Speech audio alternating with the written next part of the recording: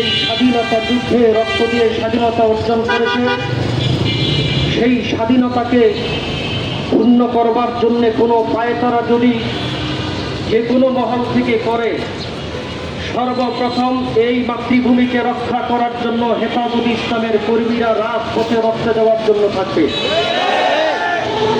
কথা পরিষ্কার।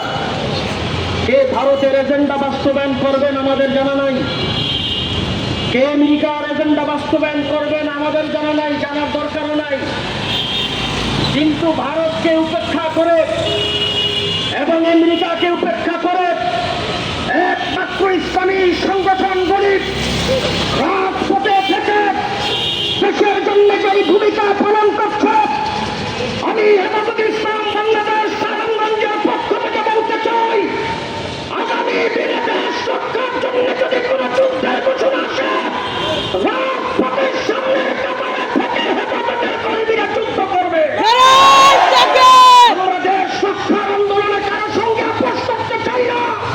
আমরা দেশের জন্য রক্ত দিতে চাই, দেশের জন্য জীবন দিতে চাই, ঠিক কিনা?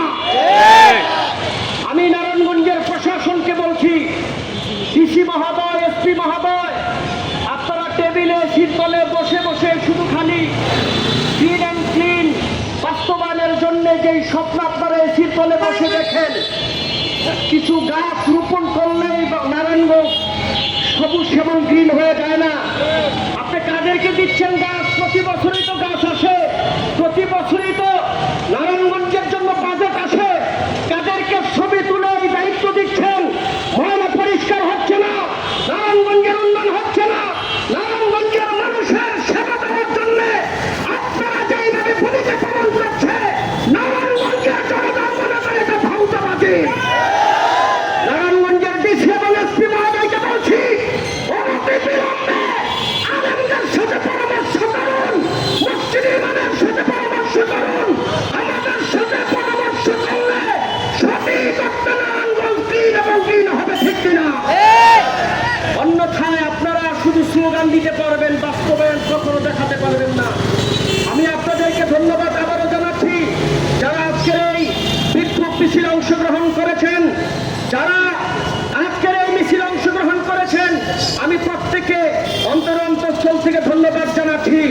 আমি প্রশাসনের উদ্দেশ্যে বলতে চাই, আমি অন্তর্বর্তীকালী সরকারকে বলতে চাই, অনতিবিলম্বে আমাদের মামলা প্রত্যাহার করুন। আর না হয় দাবি কিভাবে আদায় করতে হয় হেফাজত ইসলামের জানা আছে। সারা বাংলাদেশে প্রতিটা জেলায় আজকে বিক্ষোভ মিছিল হয়েছে। ঢাকা মহানগরের থেকে বাইতুল মোকাররমে মিছিল হচ্ছে এবং নারী সংস্কার কমিশন দ্রুত বাতিলের আহ্বান জানাচ্ছি এবং আমাদের যে সমস্ত দাবি, এই দাবিতে একাত্মতা ঘোষণা করার জন্য আমি আহ্বান জানাচ্ছি। এই বলে আমি আপনাদের সামনে থেকে আজকে বিদায় নিলাম। আসসালামু আলাইকুম ওয়া রাহমাতুল্লাহি ওয়া বারাকাতুহু। সকল শুরু করি। আল্লাহুম্মা সাল্লি আলা মুহাম্মাদ ওয়া আলা আলি মুহাম্মাদ।